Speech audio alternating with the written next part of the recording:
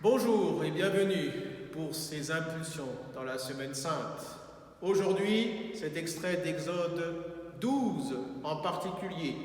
Ce verset et ces versets, vous choisirez l'agneau d'après ce que chacun peut manger. On mangera sa chair cette nuit-là avec du pain sans levain. C'est la Pâque du Seigneur. Deux fêtes très anciennes sont à la racine du texte proposé aujourd'hui.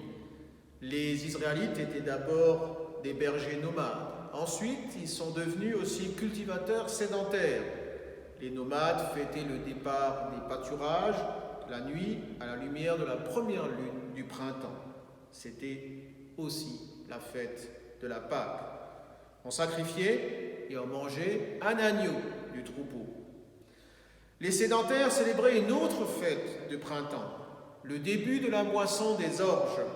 On mangeait du pain sans levain, mais préparé avec des graines de la nouvelle récolte. C'était la fête des Azimes.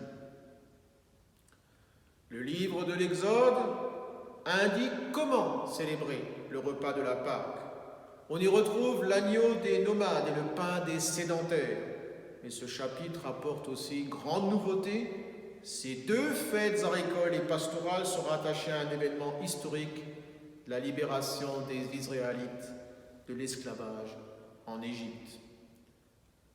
Dans la célébration de la Pâque, l'action sur la nature, agriculture et élevage, et l'engagement dans l'histoire par la libération sont liés.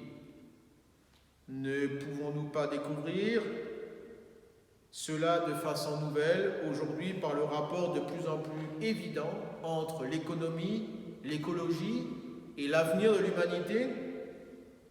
Le Dieu de Pâques et le Dieu qui est célébré à la Pâque est à la fois celui qui crée et celui qui libère.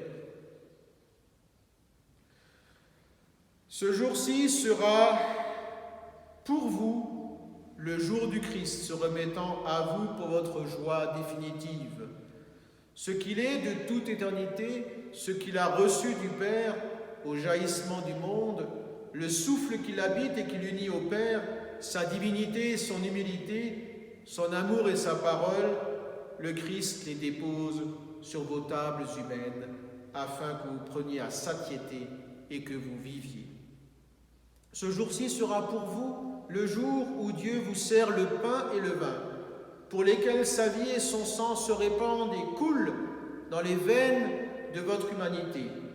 Ce jour-ci sera pour vous le jour de votre reconnaissance. Vous êtes en Dieu et Dieu est en vous. Pour notre prière, en ce jeudi saint, nous pouvons effectivement penser à ce rapport entre l'écologie, l'économie et l'avenir de l'humanité, prier pour les œuvres de pain pour le prochain.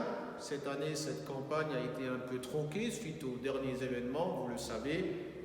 Prions donc pour ce rapport évident entre notre engagement, notre responsabilité, entre l'économie, l'écologie et l'avenir de l'humanité. Bonne journée, au revoir.